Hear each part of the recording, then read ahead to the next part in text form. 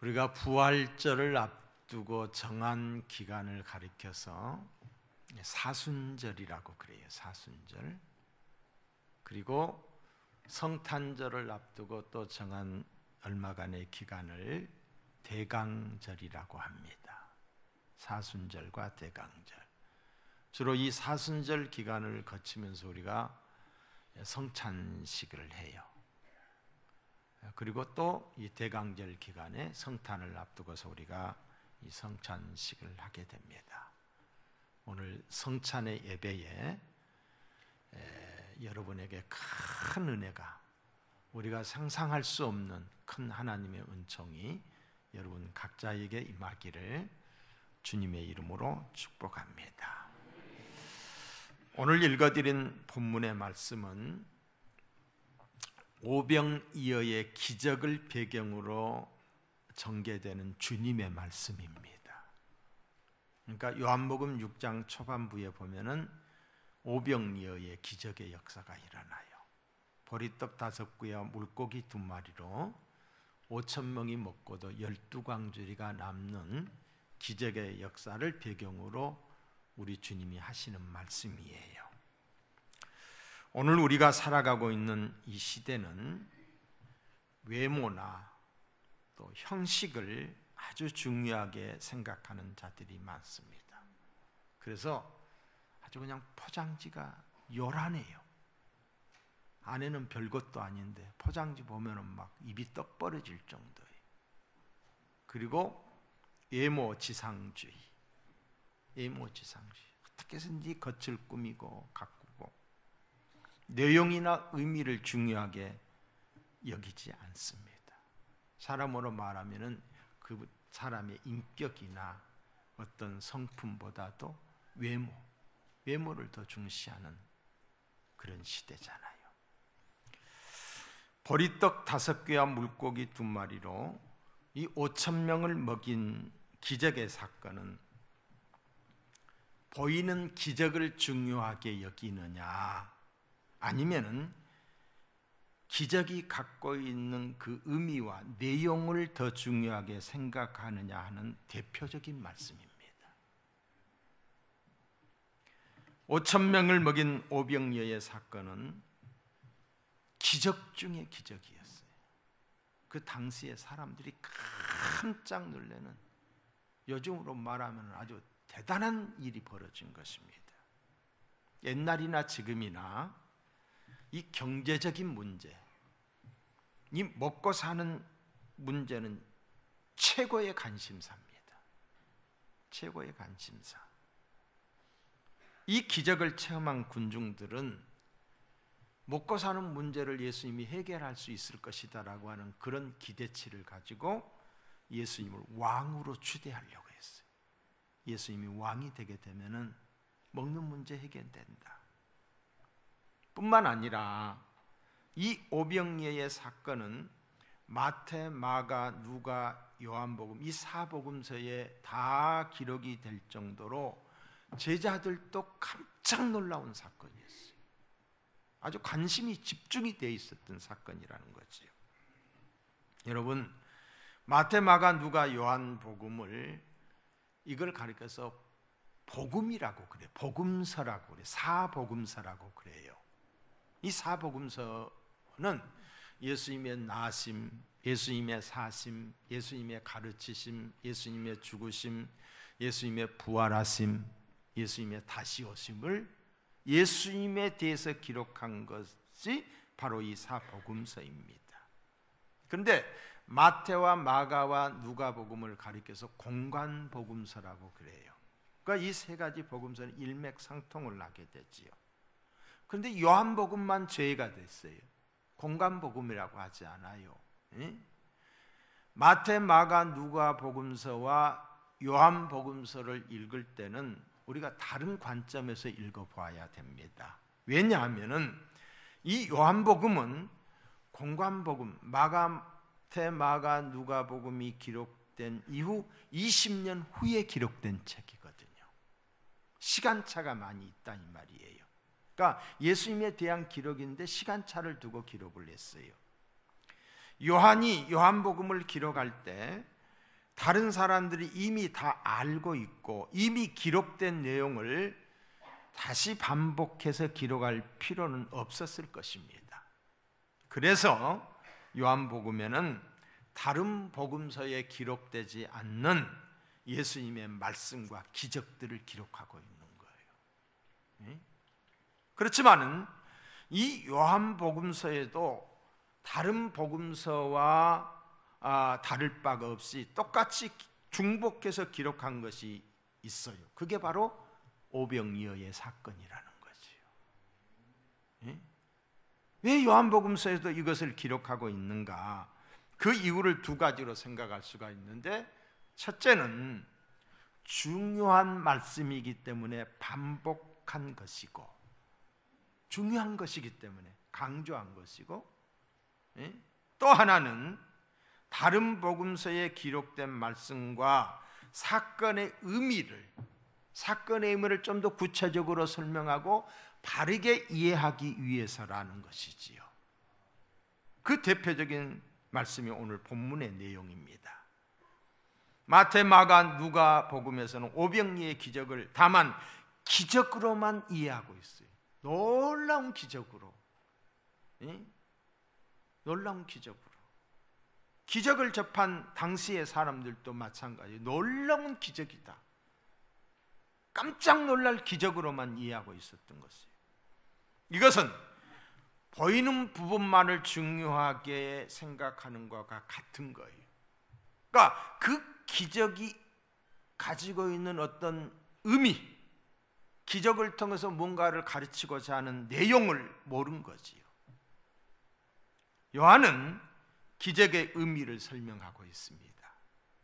굶주린 자들을 먹이신 기적 자체보다도 그 기적이 안고 있는 그 의미를, 그 내용을 말하고 있다는 거지요. 오병이어의 기적으로 배부른 군중들은 그 다음 날 다시 예수님을 찾아왔어요. 그때 예수님이 하신 말씀을 한번 보세요. 요한복음 6장 26절에 보시면 내가 진실로 진실로 너희에게 이르노니 너희가 나를 찾은 것은 표적을 본 까닭이 아니요. 저 표적이 기적이에요. 예수님은 표적이라고 그랬어요. 표적이라는 것은 뭐예요? 이 무엇을 지향하고 있는 것이라는 거지요. 그러니까 우리가 부산을 가기 위해서 차를 타고 가다 보면 이정표가 붙어 있잖아요. 그 이정표, 그것이 부산은 아니에요. 그런데 이 이정표는 부산을 가리키는 표시판이에요. 표적을 본 까닭이 아니요 먹고 배부른 까닭이로다 했어요. 당시 군중들은 오병이어의 사건을 경제적인 문제 해결로만 생각했어요. 이것은 오병이어의 기적의 겉모습만 본 잘못된 판단이었던 것입니다. 오병이어의 기적의 목적은 빵으로 굶주린 배를 채우려는 데 있는 것이 아니라 예수님 자신이 생명의 떡과 생수가 되신다는 것을 믿게 하려는 데 목적이 있어요. 예수님 자신이 생명의 떡이다, 내 피가 너희들의 죄를 사한다. 그런데 당시의 사람들은 이것을 알지 못하고 육적인 배만 채우는 데 급급했다는 것이지요. 그래서 요한은 오병이어의 사건을 재해석하고 있는 거예요. 더 깊이 설명하고 있는 것이지요. 출애굽한 이스라엘 백성들이 광야에서 40년간 만나를 먹었어요. 하늘에서 내려오는 천혜의 식품, 그들이 수고해서 농사를 지어서 먹은 것이 아니라 만나를 먹고 산 것 같이 생명의 떡이 되시는 예수 그리스도를 믿어야 영생을 얻게 되는 것을 가르치고자 하는 것입니다. 예수님께서 벳세다 광야에서 보리떡 5개와 물고기 2마리로 5,000명을 먹으신 것은 단순히 저들의 육신적인 어떤 배만 부리게 하기 위함이 아니라 예수님의 찢어진 몸과 예수님이 흘리신 피를 통하여 우리의 영혼이 살게 된 것을 보여주기 위함이었다는 거지요. 참 떡이시고 참 생수가 되시는 예수 그리스도를 지향하고 있는 것입니다. 종교 개혁자들은 참된 교회의 표시를 두 가지로 나누었어요. 어떤 교회가 참된 교회냐? 첫째는 하나님의 말씀이 바르게 선포되는 교회, 말씀, 기록된 하나님의 말씀대로 사는, 말씀이 바르게 설명되는 것이 교회다. 또 하나는 성례가 바르게 집행되는 것이 참된 교회라고 해요. 성례. 성례. 여러분, 천주교회는 7가지 성례가 있어요. 고해성사도 하나의 성례잖아요. 7가지 성례가 있지만은 우리 개신교회는 2가지입니다.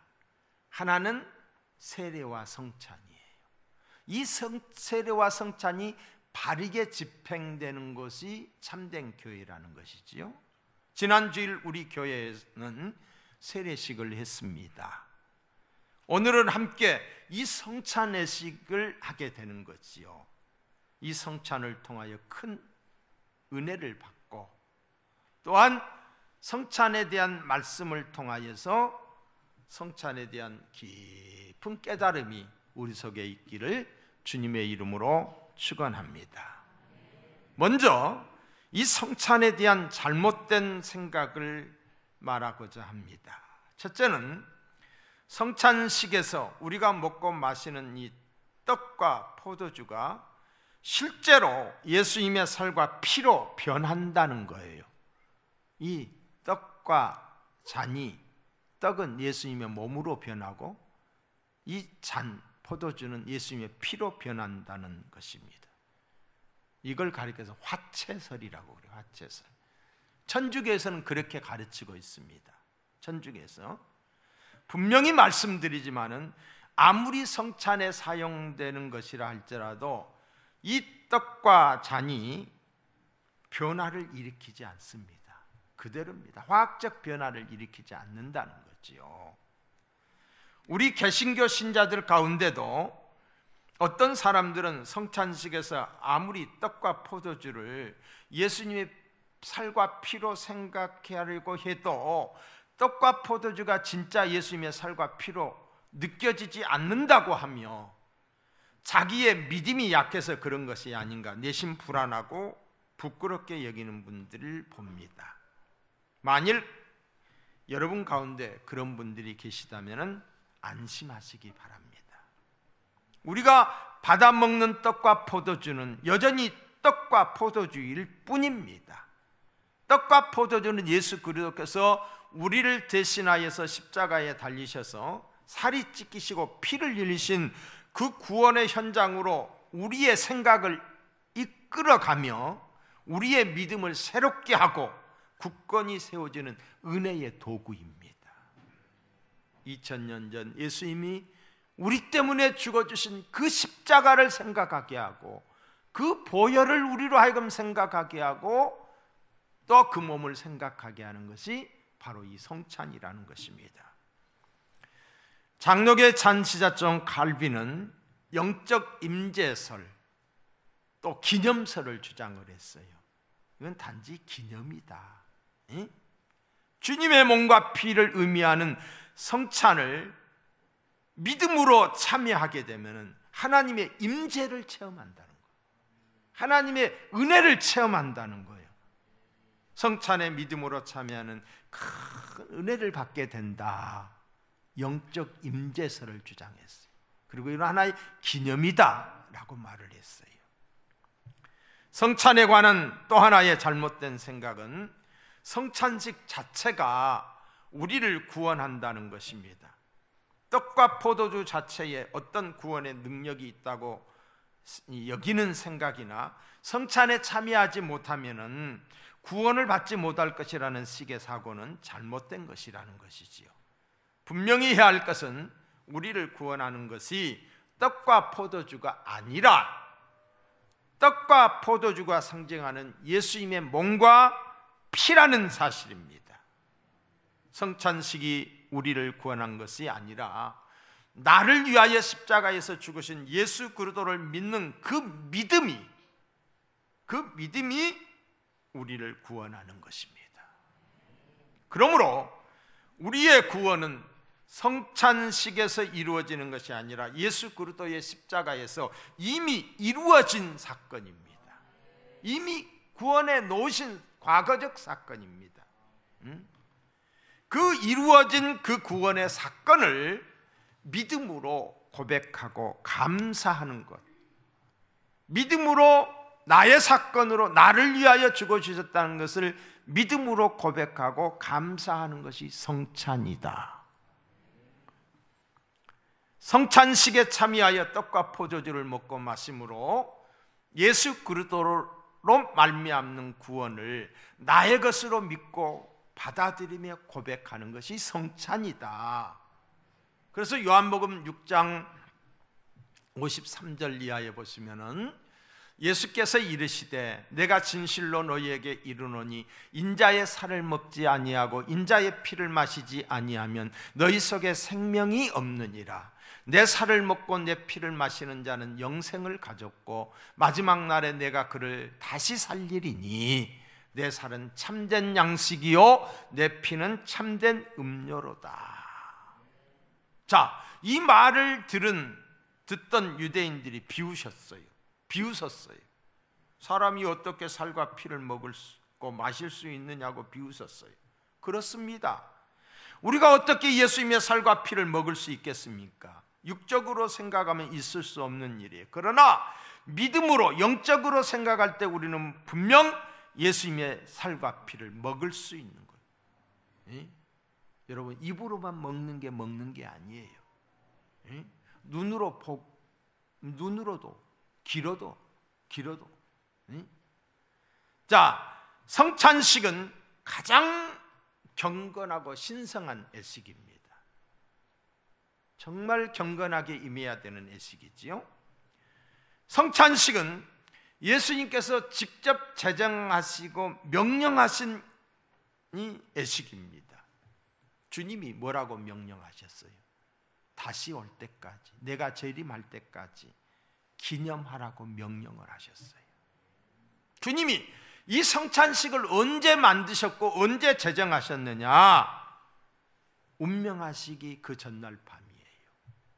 날이 새면은, 내일이 되면은 십자가에 매달려 몸이 찢겨지고 온몸에 있는 물과 피를 흘리시고 죽으실 주님께서, 피로 낭자할 그 주님께서 직접 제정하시고 이제 몇 시간 후면은 그 있어질 일들을 생각하며 직접 제정하시고 기념하라고 하셨으니 얼마나 중요한 예식인가를 우리는 짐작할 수 있습니다. 내 이름은 죽으실 그분이 이걸 제정을 하셔서 기념하라고 했던 거예요. 얼마나 중요하면은 잊지 않도록, 그것도 중요하기 때문에 떡과 잔을 가지시고 시청각 교육을 하신 거예요. 잔을 주시면서, 떡을 주시면서 잊지 않도록 시청각 교육을 하신 거예요. 떡을 들고 감사 기도하신 후에 제자들에게 나누어 주시면서 말씀하시기를, 마태복음 26장에 보시면은 받아서 먹으라. 주께서 하신 말씀이에요. 이것이 내 몸이니라 하시고, 또 잔을 들고 제자들에게 주시면서 이것은 죄사함을 얻게 하려고 많은 사람을 위하여 흘리는 바 나의 피 곧 언약의 피니라 라고 하셨어요. 떡은 뭘 상징해요? 예수님의 몸을 상징하는 거예요. 잔은 예수님의 보혈을 상징하는 거예요. 그래서 예수님이 말씀하셨습니다. 요한복음 6장 35절에 보시면 예수께서 이르시되 나는 생명의 떡이니 내게 오는 자는 결코 줄이지 아니할 터이요 나를 믿는 자는 영원히 목마르지 아니하리라. 53절에도 보시면 예수께서 이르시되 내가 진실로 진실로 너희에게 이르노니 인자의 살을 먹지 아니하고 인자의 피를 마시지 아니하면 너희 속에 생명이 없느니라. 생명이 없느니라. 사람은 생명의 떡이신 예수님을 믿어야 영생을 얻습니다. 누구든지 예수님을 영접하면 영생을 얻습니다. 하나님이 세상을 이처럼 사랑하사 독생자를 주셨으니 이는 저를 믿는 자마다 멸망하지 않고 영생을 얻게 하려 하심이라. 사람의 육체는 떡을 먹어야 생명을 유지하는 것처럼 우리가 영생을 얻기 위해서는 생명의 떡이신 예수님을 믿어야 하는 것입니다. 사람의 육체는 물을 마셔야 살 수 있는 것처럼 사람의 영혼은 예수님의 피로 죄 씻음을 받아야 영원한 속죄함을 얻게 되는 거예요. 피 흘림이 없이는 죄 사함이 없다고 그랬잖아요. 이러한 사실을 인정하는 행위가 성찬식이라는 것입니다. 기독교 역사 초기의 문헌을 보면은 초대교회 성도들이 많은 핍박을 받았어요. 상상할 수 없는 핍박을 받았어요. 그들이 300년 동안 지하 도시를 건설했어요. 그게 카타쿰이에요. 너무 핍박이 심하니까 지하 속으로 들어가서 도시를 만들어서 그곳에서 살았어요. 300년 동안이나. 많은 핍박의 원인이 있지만은 또 하나의 핍박의 원인 중에 하나가 바로 이 성찬이었습니다. 그들이 오해를 했던 거예요. 어떻게 오해를 했느냐? 이것은 내 몸이니라 받아 먹으라, 이것은 내 피라 받아 마시라 하는 것을 보고서 사람의 살과 피를 먹고 마시는 줄로 생각하며 아주 사악한 종교라고 핍박을 했던 거예요. 저것들은 사람 피 빨아먹고 사는 것들이다, 사람 살 뜯어먹고 사는 것들이다, 이렇게 말을 했던 것이요. 당시 기독교인들은 비록 이런 오해를 받아 핍박을 받았지만은 성찬식을 중단하지 않았어요. 예배 때마다 성찬을 행했어요. 왜 그랬을까요? 예수님의 죽으심이 나를 위한 죽음이었기 때문에.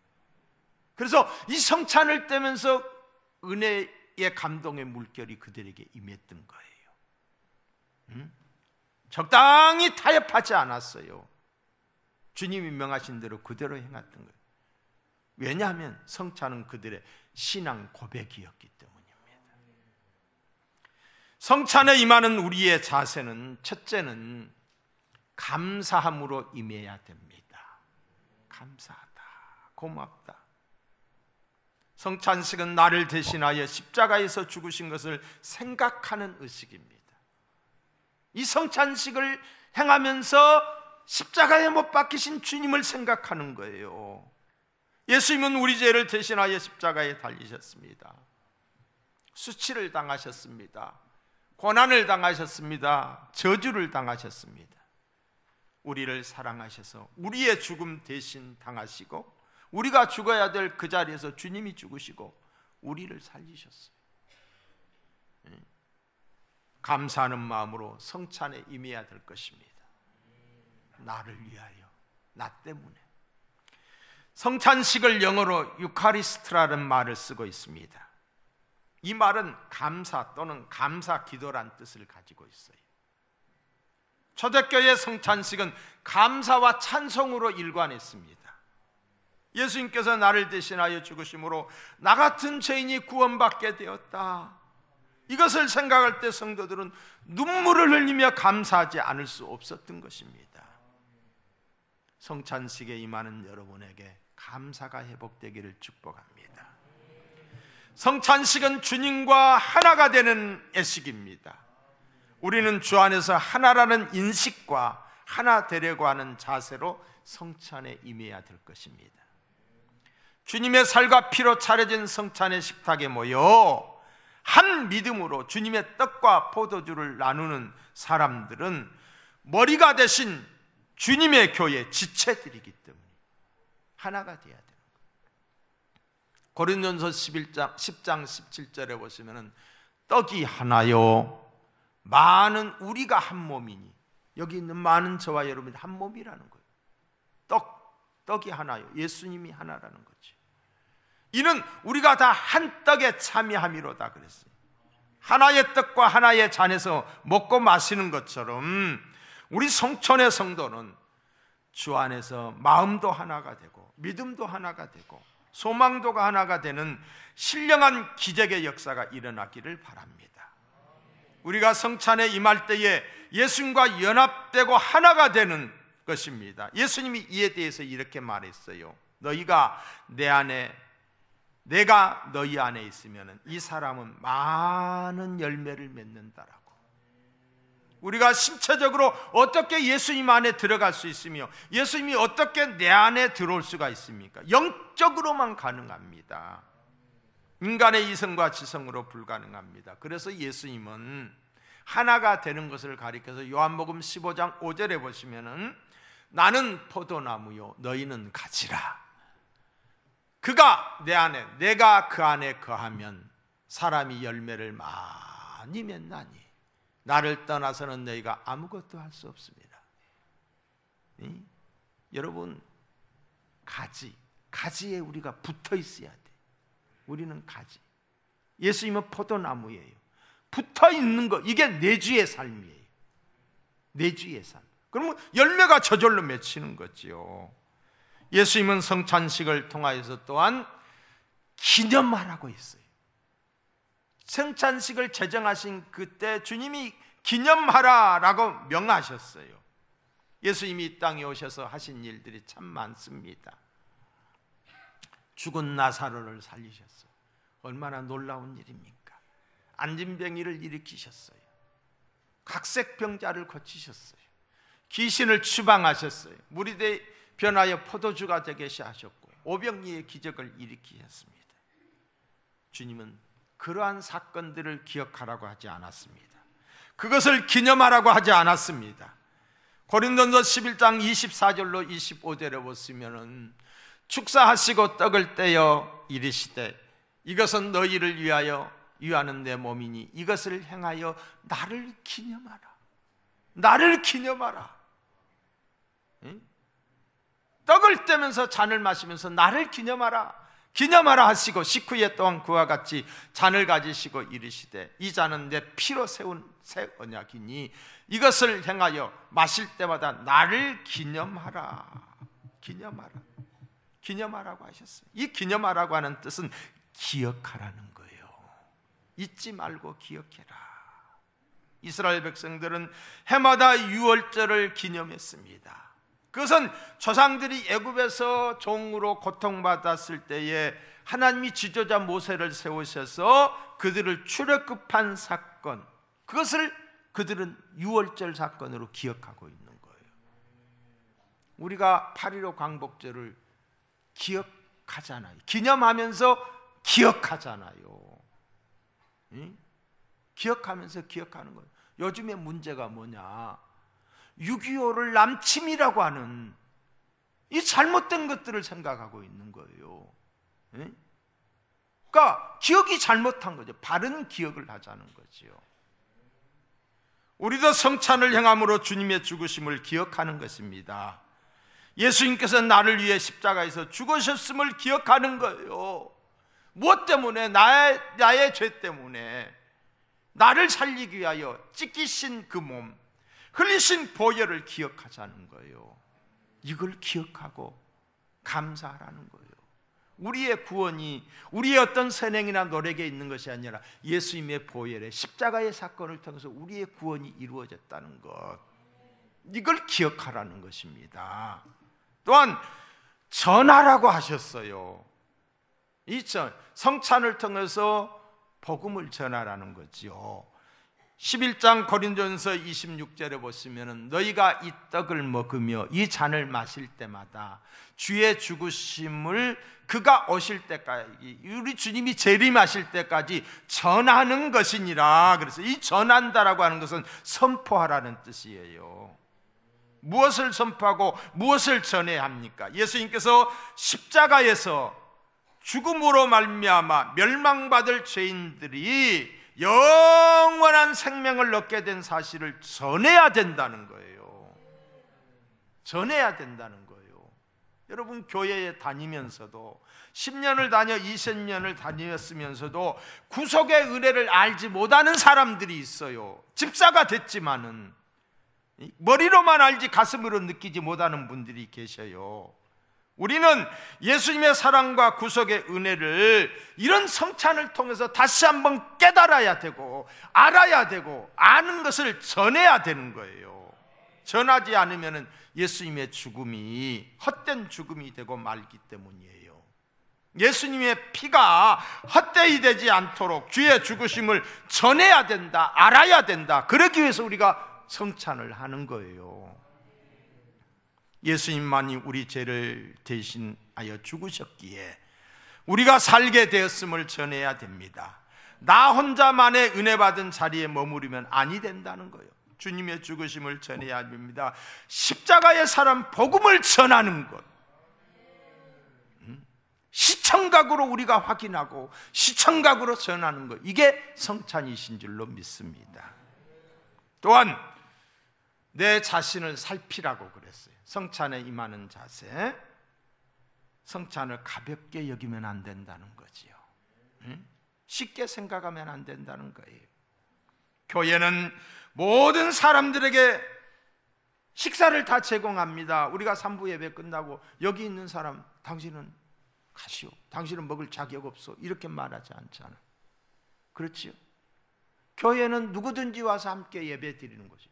그 사람이 어떤 사람이든지 간에 아무나도 줬어요.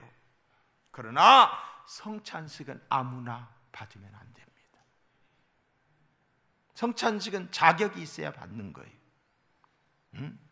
자신의 죄인됨을 고백하고 예수 그리스도의 구주되심을 인정하고 고백한다? 세례 교인만이 참여할 수 있는 거예요. 세례를 받은 사람만이 참여할 수 있다. 예수 그리스도의 죽음이 나를 위한 죽음이었다라고 고백한 것이 바로 세례 받을 때의 주 고백이거든요. 이 고백이 있는 사람만이 받을 수가 있는 거예요. 그렇다고 할진데 아직 세례 받지 못하신 분들은 세례를 받고 이 예식에 참여해야 되는 거예요. 어떤 사람이 교회를 갔어요. 교회를 갔는데 청교회를 간 거예요. 자기들끼리만 뭘 나눠 먹고 자기들끼리만 마시고 자기는 안 주니까 뭔 놈의 교회가 치사하게, 그게 아니라는 거죠. 그게 아니에요. 여러분 고린도전서 11장 27절 이하에 보시면은 누구든지 주의 떡이나 잔을 합당하지 않게 먹고 마시는 자는 주의 몸과 피에 대하여 죄를 짓는 것이니라. 죄 짓는 거예요. 합당하지 않게 먹고 마시면은. 사람이 자기를 살피고 그 후에야 이 떡을 먹고 이 잔을 마실지니 주의 몸을 분별하지 못하고 먹고 마시는 자는 자기의 죄를 먹고 마시는 것이니라. 그러면서 하시는 말씀이 11장 30절에 보시면은 그러므로 합당하지 않게 이 성찬에 참여하는 자들에게 하는 말이에요. 그러므로 너희 중에 약한 자와 병든 자가 많고 잠자는 자도 적지 아니하니라고 그랬어요. 무슨 말입니까? 성찬을 가볍게 여기고 성찬에 합당하지 않게 먹고 마시다가 하나님의 징계를 받은 자들이 많다는 거예요. 그들 중에는 병약한 자들과 중병에 걸린 자들이 많다. 심지어는 잠자는 자, 곧 죽임을 당하는 자들도 적지 않다라고 말하고 있어요. 성찬에 잘못 임했다가 죽임 당하는 건다는 것이.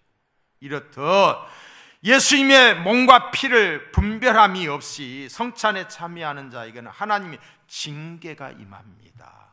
왜 그러는가? 그 이유는 십자가의 대속을 무시하는 죄가 되는 거예요. 하나님의 구속의 엄청난 구속사를 더럽히는 거예요. 예수님의 십자가를 없인 여기는 죄가 되기 때문이에요. 그렇다고 할텐데 경건한 마음으로 성찬에 참여하는 여러분 되시기를 바랍니다. 경건한 마음으로 신령한 복이 임하게 되는 줄로 믿습니다. 우리는 우리 각자의 죄를 깨닫고 고백하며 회개하는 마음을 가지고 성찬에 임해야 될 것입니다. 왜냐하면 예수님께서 십자가에 달리시고 찢기시고 피를 흘리신 것은 바로 우리들의 죄 때문이에요. 죄 때문에. 그렇다고 할진데 어떻게 해야 되냐? 내 죄를 고백하며 여전히 죄의 더러운 누더기를 벗지 못하고 악습과 구습에 매여 있는 내 자신을 바라보면서 안타까운 마음으로 하나님 이것 끊게 해주시고 이것 떨쳐버리게 해주시옵소서. 이 죄 때문에 죽었는데 여전히 죄 속에 있으면 안 된다는 거잖아요. 이사야 53장 5절에 보시면은 그가 찔림은 우리의 허물을 인함이요 그가 상함은 우리의 죄악을 인함이라고 했어요. 그러니까 죄를 회개하고 예통하는 마음으로 이 성찬에 임해야 된다. 또한 우리는 변화된 삶, 경건한 삶을 살겠다는 다짐과 결단이 있어야 된다는 거죠. 성찬에 임하는 저와 여러분들이. 왜냐하면 예수님이 십자가에 죽으신 것은 우리로 하여금 다시는 죄의 종이 되지 않게 하기 위함이었어요. 죄의 멍에를 매지 않게 하기 위함이었어요. 이 성찬으로 여러분의 영혼이 강건해지시기를 축원합니다. 여러분의 영혼이 생명, 하늘 생명으로 영생으로 충만하시기를 축복합니다. 우리의 모든 죄가 사함받는 역사가 일어나기를 원합니다. 주님이 내 안에, 나는 주님 안에 하나가 되는 역사가 일어나기를 소망합니다. 이 성찬을 통하여서 우리 교회가 하나님의 생명으로 성령에 충만해지는 역사가 있기를, 여러분 모두에게 있어지기를 주의 이름으로 축원합니다.